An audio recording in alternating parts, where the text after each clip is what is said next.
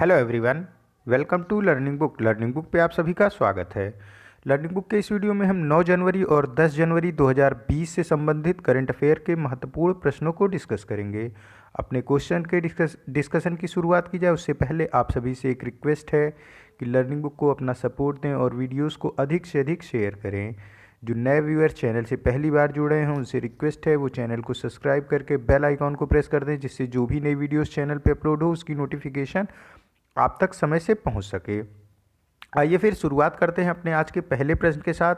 आज का पहला प्रश्न है, किस देश ने अपने राष्ट्रगान में से एक शब्द को बदला है? देखो, ये देश है ऑस्ट्रेलिया। ऑस्ट्रेलिया ने अपने राष्ट्रगान से एक शब्द को बदला है। देखो, उनके राष्ट्रगान में एक लाइन है, for be all young and free.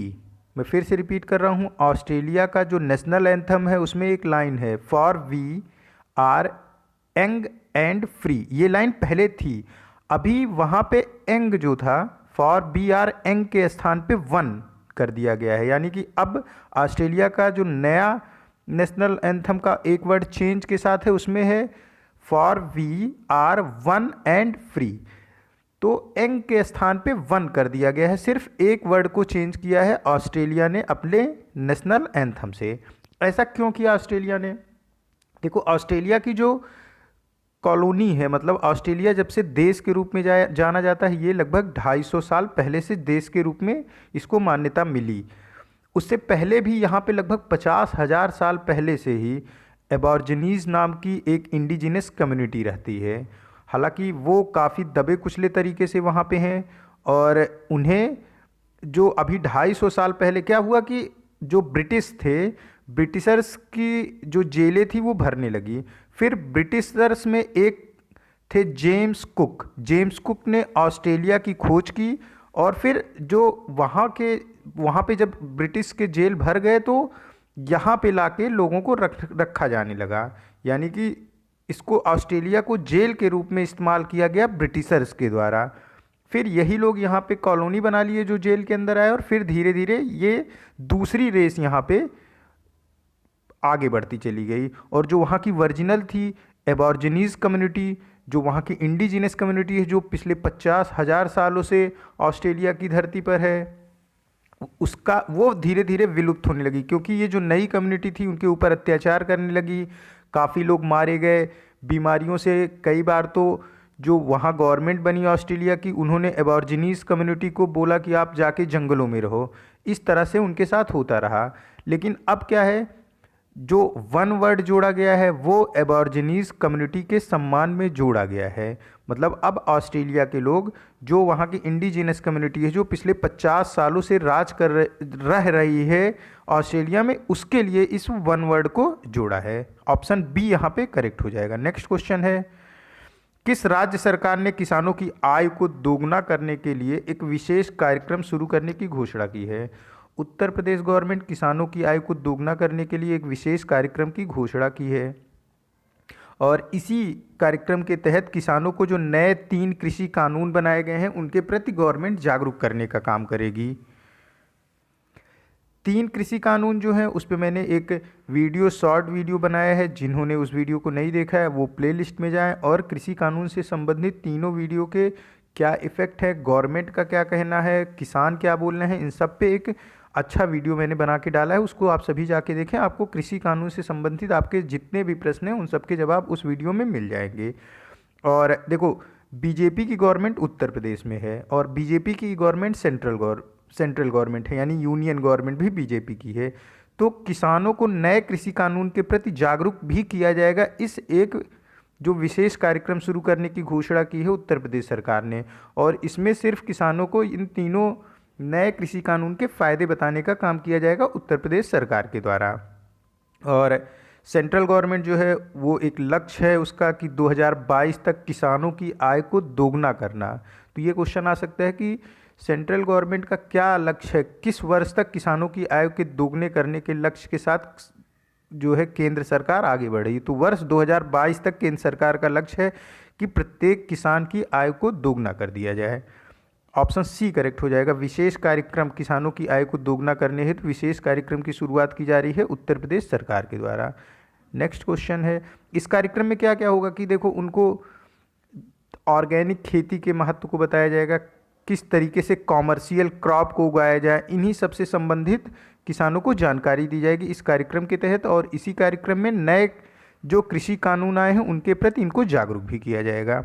Next question है, वर्चुअल एग्री इंडिया हैकाथॉन 2020 का उद्घाटन किसने किया? देखो हैकाथॉन वर्ड जो है ये बेसिकली कंप्यूटर से संबंधित होता है। हैकाथॉन का क्या मतलब होता है कि कई सारे लोग मिलकर एक कोई प्रोग्रामिंग को एक साथ मिलकर बनाते हैं तो उसे हैकाथॉन बोलते हैं। लेकिन अब यूजुअली ये हर सेक्टर में इस टर्म को यूज़ किया जाने लगा, तो आप हैकाथॉन का मतलब वही लगा सकते हो कि एग्रीकल्चर से संबंधित कई सारे लोग मिलकर बैठकर एक साथ चर्चा करें तो उसे हैकाथॉन बोलेंगे। तो वर्चुअल एग्री इंडिया हैकाथॉन 2020 का उद्घाटन हमारे कृषि मंत्री नरेंद्र सिंह तोमर ने किया। ऑप्शन ए करेक्ट हो जाएगा। नरेंद्र सिंह तोमर कृषि मंत्री हैं, साथ ही साथ ये फार्मर वेलफेयर यानी किसानों की भलाई के भी मंत्री यही हैं। एग्रीकल्चर एंड फार्मर वेलफेयर मंत्री नरेंद्र सिंह तोमर हैं और मिनिस्टर ऑफ रूरल डेवलपमेंट भी नरेंद्र सिंह तोमर ही हैं। साथ ही साथ ये minister of food processing and industries भी हैं। Minister of food processing and industries पहले थी हरसिमरत कौर बादल, लेकिन 3 जो नए कृषि कानून केंद्र सरकार द्वारा पारित किए गए उसके बाद से हरसिमरत कौर बादल ने minister of food processing and industries के पद से इस्तीफा दे दिया और उन्होंने इस तीनों कृषि कानून का विरोध करते हुए इस्तीफा दे दिया अपने पद से। और फिर नरेंद्र सिंह तोमर को minister of food processing and industries का भी पदभार ग्रहण करा दिया गया था उस समय। ऑप्शन ए यहाँ पे करेक्ट हो जाएगा। नेक्स्ट क्वेश्चन है, एडीबी बैंक एशियाई विकास बैंक ने असम में कितने उत्पादन क्षमता बढ़ाने के लिए बिजली के उत्पादन क्षमता को बढ़ाने के लिए कितने डॉलर का लोन देने का फैसला किया है? एशियाई डेवलपमेंट बैंक असम गवर्नमेंट को 23.1 करोड़ डॉलर का लोन देगा ताकि जो बिजली उत्पादन क्षमता है असम की उसको बढ़ाया जा सके और इससे 120 मेगावाट जल विद्युत परियोजना स्थापित की जाएगी। देखो 2014 में ही एशियन डेवलपमेंट बैंक ने ये बात कही थी कि असम की बिजली उत्पादन क्षमता बढ़ाने के लिए उसके द्वारा लोन दिया जाएगा। उसी के तहत ये तीसरी किस्त जारी की गई है। 23.1 करोड़ डॉलर की ये तीसरी किस्त जारी की गई है जो एशियन डेवलपमेंट बैंक ने 2014 के में लोन का समझौता हुआ था असम गवर्नमेंट और एशियन डेवलपमेंट बैंक के द्वारा। उसी की ये तीसरी किस्त है 23.1 करोड़ डॉलर की। यहाँ पे ऑप्शन करेक्ट हो जाएगा बी। नेक्स्ट क्वेश्चन है, रेल मंत्रालय ने हाल ही में किन के लिए किराए में मिलने वाली छूट को बंद कर दिया है? देखो रेलवे में कई तरीके की छूट प्रदान की जाती है अलग अलग श्रेणियों में, जैसे जो कि दिव्यांग हैं उनको रेलवे छूट देता है, साथ ही साथ खिलाड़ियों को, सांसदों को काफ़ी सारी छूटें रेलवे के द्वारा दी जाती हैं रेलवे रिजर्वेशन पे। लेकिन अब खिलाड़ियों को मिलने वाली छूट को रेलवे मंत्रालय द्वारा बंद कर दिया गया है। ऑप्शन सी इसका करेक्ट हो जाएगा। खिलाड़ियों को स्लीपर में 75% तक छूट दी जाती थी, फर्स्ट क्लास एसी में 50% तक, सेकंड क्लास एसी में 25% तक छूट प्रदान की जाती थी और थर्ड क्लास एसी में भी 50% तक छूट प्रदान की जाती थी खिलाड़ियों को। तो खिलाड़ियों को मिलने वाली छूट को रेलवे मंत्रालय ने पूर्णतः प्रतिबंधित कर दिया है। अब कोई भी खिलाड़ी किसी भी उद्देश्य से अपना रेलवे टिकट कराता है, चाहे वो समूह में कराता हो, कहीं दूसरे राज्य में खेलने जाने के लिए या फिर अपना पर्सनल कराता हो, उसे कोई भी छूट अब प्रदान नहीं किया जाएगा रेलवे मंत्रालय के द्वारा। ऑप्शन सी यहाँ पे करेक्ट हो जाएगा। नेक्स्ट क्वेश्चन है, किस देश ने हिंद महासागर में पानी के अंदर ड्रोन का एक बेड़ा तैनात किया है? ड्रोन का बेड़ा मतलब कि कई सारे ड्रोन एक साथ तैनात किए गए हैं हिंद महासागर में चाइना के द्वारा। ऑप्शन डी करेक्ट हो जाएगा। ड्रोन ये अनमैन्ड एरियल व्हीकल होता है, मतलब इसमें कोई इंसान नहीं होता है लेकिन ये काफ़ी कुछ करने में सक्षम होता है। ड्रोन के जरिए चीन अपनी नेवी के लिए खुफिया जानकारी कलेक्ट करेगा हिंद महासागर से। और अगर हम बात करें अंडर वाटर व्हीकल की तो यही ये ड्रोन होगा, मतलब अगर आप अंडर वाटर व्हीकल है और ड्रोन है तो उसे भी अनमैन्ड एरियल व्हीकल ही कहेंगे। भारत ने दो भारत का जो डीआरडीओ है उसने दो मेन अनमैन्ड एरियल व्हीकल को बनाया है, एक है रुस्तम, दूसरा है भारत। दोनों नाम हैं ये, रुस्तम और भारत नाम से डीआरडीओ ने ड्रोन को बनाया है, जिसमें से भारत जो है ये चाइना के बॉर्डर पर हमारे जो सैनिक हैं उनकी मदद कर रहा है। भारत ड्रोन चाइना के बॉर्डर पे हमारे सैनिकों की मदद कर रहा है। कैसे? क्योंकि देखो इनके पास काफ़ी हाई पावर के कैमरे लगाए जाते हैं, साथ ही साथ इनके पास कुछ मिसाइलें भी रेडी कर दी जाती हैं और इन कैमरों की मदद से ये उड़ते हुए काफ़ी कुछ जो है दिखाते हैं सैनिकों को और उनकी मॉनिटरिंग की जाती है। बॉर्डर की मॉनिटरिंग करना आसान हो जाता है इन ड्रोन के द्वारा। तो भारत नाम का ड्रोन जो कि डीआरडीओ के द्वारा बनाया गया है वो चाइना बॉर्डर पे तैनात किया गया है लद्दाख में, जो कि हमारे सैनिकों की मदद भी कर रहा है। तो चाइना ने ड्रोन का एक बेड़ा तैनात किया है हिंद महासागर के पानी के अंदर। ऑप्शन डी करेक्ट हो जाएगा। नेक्स्ट क्वेश्चन है, एशियाई डेवलपमेंट बैंक ने किस राज्य को बागवानी के लिए $10 मिलियन के ऋण के लिए समझौता किया है? हिमाचल प्रदेश को एशियाई डेवलपमेंट बैंक द्वारा 10 मिलियन का ऋण प्रदान किया जाएगा ताकि वो जो बागवानी का क्षेत्र है उसमें और अधिक अच्छा कार्य कर सके और अपने बागवानी क्षेत्र को और सुदृढ़ कर सके। उसके जरिए काफ़ी अर्निंग जो है वो हिमाचल प्रदेश की बढ़ सकती है। इसीलिए हिमाचल प्रदेश सरकार ने एशियाई डेवलपमेंट बैंक से $10 मिलियन का ऋण लेने के लिए समझौता किया है। ऑप्शन डी करेक्ट हो जाएगा। तो देखो एशियन डेवलपमेंट बैंक के आज दो क्वेश्चन। एशियन डेवलपमेंट बैंक ने असम को विद्युत क्षेत्र के लिए 23.1 करोड़ रुपए का $23.1 करोड़ का लोन दिया और इससे विद्युत क्षमता जो है असम अपने राज्य की बढ़ाएगा। साथ ही साथ एशियन डेवलपमेंट बैंक ने ही हिमाचल प्रदेश को $10 मिलियन का ऋण दिया है ताकि वो बागवानी सेक्टर को और मजबूत कर सके। एशियन डेवलपमेंट बैंक का हेडक्वार्टर ये फिलीपीन मनीला स्थान है फिलीपींस में, वहाँ पे स्थित है। ऑप्शन डी इसका करेक्ट हो जाएगा। नेक्स्ट क्वेश्चन है, भारत का सबसे ऊंचाई पर स्थित मेट्रोलॉजिकल केंद्र कहाँ है जिसका उद्घाटन पृथ्वी विज्ञान मंत्री हर्षवर्धन द्वारा किया गया? देखो मेट्रोलॉजिकल केंद्र मतलब कि मौसम विज्ञान का, भारत का जो मौसम विज्ञान केंद्र है, कौन सा मौसम विज्ञान केंद्र भारत का सबसे ऊंचाई पर स्थित है? तो ये स्थित है लेह लद्दाख में और इसका उद्घाटन हमारे पृथ्वी विज्ञान मंत्री डॉक्टर हर्षवर्धन ने किया। डॉक्टर हर्षवर्धन ही हमारे हेल्थ मिनिस्टर भी हैं। लेह लद्दाख में ये अगर इसकी ऊंचाई की बात की जाए तो सी लेवल से ये 35,000 मीटर ऊंचा है, ऊंचाई पर स्थित है। मेट्रोलॉजिकल केंद्र मौसम विज्ञान का केंद्र जो भारत का सबसे ऊंचाई पर स्थित मौसम विज्ञान का केंद्र है वो लेह लद्दाख में जो कि है वहाँ पर स्थित है। और अगर हम ऊंचाई की बात करें तो ये सी लेवल से लगभग 3500 मीटर ऊंचाई पर स्थित है ये मौसम विज्ञान केंद्र। इसका उद्घाटन पृथ्वी विज्ञान मंत्री डॉक्टर हर्षवर्धन ने किया और लद्दाख के लेफ्टिनेंट गवर्नर का नाम है राधा कृष्णन माथुर। यहाँ पे ऑप्शन ए करेक्ट हो जाएगा। नेक्स्ट क्वेश्चन है, किस तेल कंपनी ने हैदराबाद में अपने सभी रिफाइनरीज गैस टरबाइन की ट्रैकिंग के लिए भारत का पहला रिमोट मॉनिटरिंग और ऑपरेशन सेंटर शुरू किया है? इंडियन ऑयल ने हैदराबाद में अपने सभी रिफाइनरीज गैस टरबाइन की ट्रैकिंग के लिए भारत का पहला रिमोट मॉनिटरिंग और ऑपरेशन को शुरू किया है। ऑप्शन यहाँ पे करेक्ट हो जाएगा ए, भारत पेट्रोलियम ने ये काम शुरू किया है।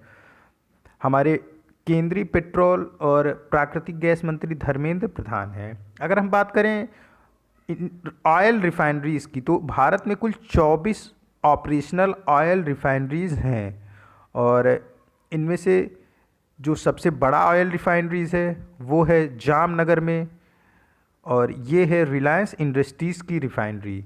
जामनगर में कुल 3 रिफाइनरीज हैं ऑयल रिफाइनरीज में क्या होता है कि जैसे हम बाहर से कच्चे तेल को मंगाते हैं फिर उसकी रिफाइनरीज की मदद से ऑयल रिफाइनरीज की मदद से उससे डीजल पेट्रोल केरोसिन अलग अलग बाई प्रोडक्ट भी निकालते हैं इन्हीं कच्चे तेल से। यही होता है ऑयल रिफाइनरी में, इसी काम को किया जाता है। भारत में कुल 24 ऑयल रिफाइनरीज हैं, जिसमें से 6 प्राइवेट हैं और 18 ऑयल रिफाइनरीज ये गवर्नमेंट की हैं। अगर बात की जाए सबसे बड़ा ऑयल रिफाइनरीज भारत का कौन सा है, तो जामनगर में स्थित रिलायंस इंडस्ट्री का जो ऑयल रिफाइनरीज है वो सबसे बड़ी ऑयल रिफाइनरीज है भारत की। सबसे बड़ी मतलब कि जिसकी कैपेसिटी सबसे ज़्यादा हो, मतलब जो सबसे ज़्यादा कच्चे तेल से एक बार में अपना उससे पेट्रोल, डीजल, केरोसिन और अलग अलग बाई प्रोडक्ट जो निकाले जाते हैं उनको निकालने की क्षमता हो। तो जामनगर में 3 ऑयल रिफाइनरीज हैं और जामनगर में ही भारत का सबसे बड़ा ऑयल रिफाइनरीज भी है जो कि रिलायंस इंडस्ट्रीज़ का है। नेक्स्ट क्वेश्चन है, किस संस्था ने कॉमन सर्विस सेंटर के साथ design and innovation in lab स्थापित करने के लिए भागीदारी की है, जो ग्राम स्तर के उद्यमियों को सेवा और उत्पाद प्रदान करेगा। आईआईटी दिल्ली ने कॉमन सर्विस सेंटर के साथ design and innovation in lab को स्थापित करने के लिए भागीदारी की है सीएससी के साथ। सीएससी के साथ आईआईटी दिल्ली ने design and innovation in lab स्थापित करने के लिए भागीदारी की है। क्या है ये design and innovation in lab? देखो, design in innovation and lab की मदद से जो रूरल एरिया के एंटरप्रेन्योर हैं, मतलब जो ग्रामीण क्षेत्र से संबंधित उद्यमी हैं, उनको मदद प्रदान की जाएगी। मदद कैसी? मतलब कि देखो, कोई ग्रामीण क्षेत्र में कोई उद्यम यानी कि कोई अपना मैन्युफैक्चरिंग का यूनिट लगाना चाह रहा है, तो उसको कौन कौन से पेपर वर्क का काम है, कौन कौन से सर्टिफिकेट चाहिए होंगे, जैसे इन्वायरमेंट का सर्टिफिकेट या फिर लैंड एक्वायर करने के लिए कहाँ पे वो लगा सकता है, तो इन सब में मदद करेगा सीएससी और IIT Delhi. In rural area के एंटरप्रेन्योर को, जो ग्रामीण क्षेत्र के उद्यमियों हैं, उनकी मदद की जाएगी। साथ ही साथ आईआईटी दिल्ली और सीएससी मिलकर नए उत्पाद और सेवाओं पर भी शोध करेंगे, यानी कि कौन से क्षेत्र से कौन सा उत्पाद निकालना आसान होगा। देखो, अगर रॉ मटेरियल आसानी से किसी क्षेत्र में मिल रहा है तो उस चीज़ का व्यापार या उस रॉ मटेरियल से संबंधित मैन्युफैक्चरिंग करना आसान होता है। तो आईआईटी दिल्ली और सीएससी ये मिलकर किस क्षेत्र के लिए कौन से उत्पाद, यानी किस ग्रामीण क्षेत्र के लिए कौन से उत्पाद और कौन सी सेवाएं सुलभ तरीके से शुरू की जाती हैं, इस पर भी शोध किया जाएगा इस design and innovation in lab में। और साथ ही साथ ये मदद भी करेगा जो वहाँ पे उद्यमी पहले से स्थापित हैं उनकी। ऑप्शन डी इसका करेक्ट हो जाएगा। नेक्स्ट क्वेश्चन है, अंतर्राष्ट्रीय लोकगीत महोत्सव कहाँ पर आयोजित किया गया? अंतर्राष्ट्रीय लोकगीत महोत्सव आयोजित किया गया चंडीगढ़ विश्वविद्यालय में। ऑप्शन बी करेक्ट हो जाएगा। इसका उद्घाटन भारत में जो कजाकिस्तान के राजदूत हैं उन्होंने किया। भारत में कजाकिस्तान के राजदूत का नाम है अलीमबेव एरलान। इसका उद्घाटन उन्होंने किया और इसमें लगभग 40 देशों से 1000 से अधिक प्रतिभागियों ने भाग लिया। क्या होता है लोकगीत? देखो, किसी भी क्षेत्र का जो अपना लोकल वहाँ का गीत होता है या फिर नृत्य होता है, उसे लोकगीत की श्रेणी में रखते हैं। मतलब कि पारंपरिक जो होता है किसी क्षेत्र का, उसे लोकगीत बोलते हैं। अब अंतर्राष्ट्रीय लोकगीत महोत्सव के जरिए भारत एकजुटता और सद्भावना को बढ़ावा देने के मकसद से इसका आयोजन भारत में किया जाता है और इस वर्ष इसका आयोजन चंडीगढ़ विश्वविद्यालय में किया गया। ऑप्शन बी करेक्ट है। नेक्स्ट क्वेश्चन है, हाल ही में भारत के सबसे युवा मेयर कौन बने? भारत के सबसे युवा मेयर हाल ही में बने हैं आर्य राजेंद्रन। ऑप्शन बी करेक्ट हो जाएगा। आर्य राजेंद्रन 21 वर्ष की आयु में भारत के सबसे युवा मेयर बने हैं। ये त्रिवंतपुरम शहर के नगर निगम के मेयर में महापौर चुना गया है इन्हें, आर्य राजेंद्रन को। ऑप्शन बी यहाँ पे करेक्ट हो जाएगा। कुछ और बात कर लेते हैं। 17वीं लोकसभा में सबसे कम उम्र की सांसद कौन है? मतलब सबसे कम उम्र का सांसद कौन है? तो ये हैं चंद्राणी मुर्मू। ये उड़ीसा से हैं और 25 वर्ष में ये सांसद बन गई हैं। इन्हें बीजू जनता दल से टिकट मिला था और ये जीतकर 17वीं लोकसभा में पहुंची हैं। देखो, ये तो सबसे कम उम्र की सांसद हो गई। तो अगर सबसे कम उम्र की सांसद की बात की जाए तो ये फीमेल हैं और उड़ीसा से हैं। लेकिन अगर बात किया जाए कि मेल में सबसे कम उम्र का सांसद कौन है 17वीं लोकसभा में? तो ये है तेजस्वी सूर्या। इनकी उम्र 28 वर्ष है। ये भाजपा से चुनाव जीतकर पहुँचे हैं और बेंगलुरु दक्षिण से इन्होंने लोकसभा का चुनाव जीता है। और बात की जाए कि सबसे अधिक उम्र का कौन है पूरी 17वीं लोकसभा में, तो इनका नाम है परनीत कौर। ये इंडियन नेशनल कांग्रेस से जीतकर पहुंची हैं और पंजाब से ये लोकसभा चुनाव जीतकर पहुंची हैं और इनकी उम्र 74 वर्ष है। तो देखो, सबसे युवा मेयर आर राजेंद्रन, सबसे कम उम्र की सांसद चंद्राणी मुर्मू, सबसे कम उम्र का मेल सांसद तेजस्वी सूर्या, सबसे कम उम्र की फीमेल सांसद चंद्राणी मुर्मू। देखो, चंद्राणी मुर्मू जो है ये सबसे कम उम्र की हैं। चूंकि ये फीमेल है तो फीमेल में भी इन्हीं का आंसर लगेगा, और अगर ये जेंडर नहीं पूछा जाता है सबसे कम उम्र का सांसद कौन है, तब भी इन्हीं का नाम लगाया जाएगा। लेकिन अगर जेंडर के साथ पूछा जाता है कि सबसे कम उम्र का मेल सांसद कौन है, तो फिर ये हैं तेजस्वी सूर्या। सबसे अधिक उम्र का सांसद कौन है, तो परनीत कौर हैं। ये इंडियन नेशनल कांग्रेस से हैं, पंजाब से हैं, 74 वर्ष की आयु है इनकी। नेक्स्ट क्वेश्चन है, यहाँ पे ऑप्शन बी सही होगा इसका। किस बैंक ने वीजीके ये एक सॉफ्टवेयर कंपनी है जिसका हेडक्वार्टर गुरुग्राम हरियाणा में है। वीजीके ने एक रिपोर्ट जारी की। इस रिपोर्ट का शीर्षक है वित्तीय सेवा और बीमा से संबंधित ये रिपोर्ट है, और शीर्षक है मूवर्स एंड शेकर्स 2020 रिपोर्ट। मैं फिर से रिपीट कर रहा हूँ, वीजीके एक सॉफ्टवेयर कंपनी है जिसका हेडक्वार्टर गुरुग्राम हरियाणा में है। इसने वित्तीय सेवा और बीमा से संबंधित एक रिपोर्ट जारी की, जिस रिपोर्ट का शीर्षक है मूवर्स एंड शेकर्स 2020। इस रिपोर्ट के अनुसार भारत का सबसे उत्कृष्ट बैंक कौन सा है जिसने बैंकिंग और वित्तीय सेवाओं में वर्ष 2020 में सबसे अच्छा प्रदर्शन किया है? तो ये बैंक है HDFC बैंक। ऑप्शन बी इसका करेक्ट हो जाएगा। HDFC बैंक वीकेजी की जो ये रिपोर्ट है मूवर्स एंड शेकर, उसमें इसको शीर्ष स्थान प्राप्त हुआ है। नेक्स्ट क्वेश्चन है, बासुकम का फुल फॉर्म क्या है? देखो, बासुकम एक चीनी मिल है, शुगर मिल है, और इसका फुल फॉर्म है भोरमदेव सहकारी शक्कर उत्पादक कारखाना।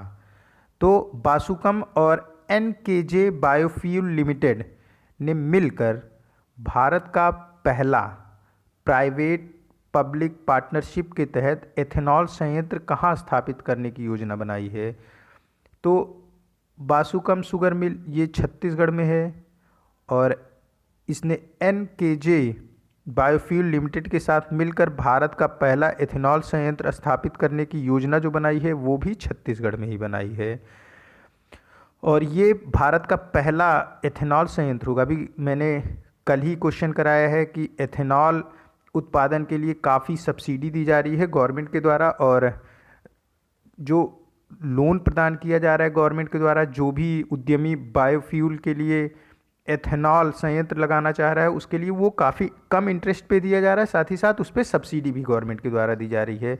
तो भारत का पहला बायोफ्यूल ये स्थापित किया जा रहा है, भारत का पहला एथेनॉल संयंत्र ये स्थापित किया जा रहा है छत्तीसगढ़ में। और कौन कौन इसको स्थापित कर रहा है? बासुकम मैंने बताया, ये भोरमदेव सहकारी शक्कर उत्पादक कारखाना है जो कि गवर्नमेंट का है। NKJ बायोफ्यूल लिमिटेड ये प्राइवेट है। तो दोनों मिलकर इसकी स्थापना कर रहे हैं, तो इसीलिए इसको पब्लिक प्राइवेट पार्टनरशिप के तहत स्थापित किया जा रहा है। एथेनॉल क्या होता है? देखो, एथेनॉल ये होता है कि पेट्रोल डीजल में हम अगर एथेनॉल की मिक्सिंग करते हैं तो पेट्रोल डीजल की मात्रा बढ़ जाती है, साथ ही साथ उसकी जो एफिशिएंसी है पेट्रोल डीजल की उस पर कुछ खास फ़र्क नहीं पड़ता है। मतलब हमें फ्यूल की कम मात्रा को ही ज़्यादा करने के लिए एथेनॉल का इस्तेमाल किया जाता है। तो और एथेनॉल ये शुगर मिल से मिलता है। तो फिर देखो, दो बातें, एक तो एथेनॉल अगर अधिक उत्पादन होगा तो हमें बाहर के देशों से कम कच्चा तेल अपने देश में मंगाना पड़ेगा, क्योंकि हम एथेनॉल की मदद से कच्चे तेल की मात्रा को बढ़ा सकते हैं बिना उसकी इफ़िशियंसी पे अधिक फ़र्क डाले हुए। फ्यूल की इफ़िशियंसी पे फ़र्क भी नहीं पड़ेगा और उसकी मात्रा भी बढ़ जाएगी अगर हम एथेनॉल को मिलाते हैं। साथ ही साथ अगर एथेनॉल का उत्पादन करना है तो फिर हमें शक्कर का उत्पादन करना होगा। अगर हम शक्कर का उत्पादन करते हैं तो शक्कर को हम दूसरे देशों में भेज के उसका निर्यात कर सकते हैं।